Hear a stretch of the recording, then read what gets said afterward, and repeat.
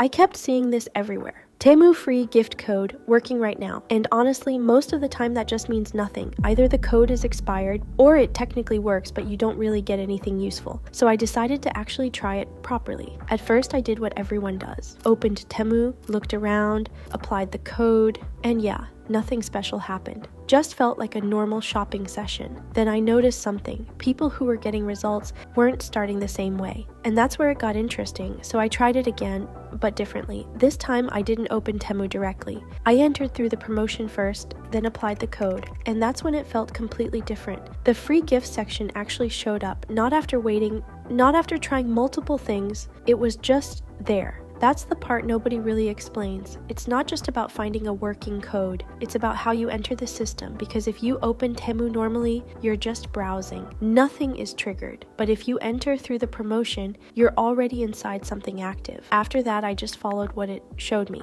Offers, tasks, small steps, and that's when the progress actually started moving. Now, just to be clear, this isn't some instant free item hack. It still takes a bit of effort, but the difference is you actually see it working. And one more thing, don't wait too long with this.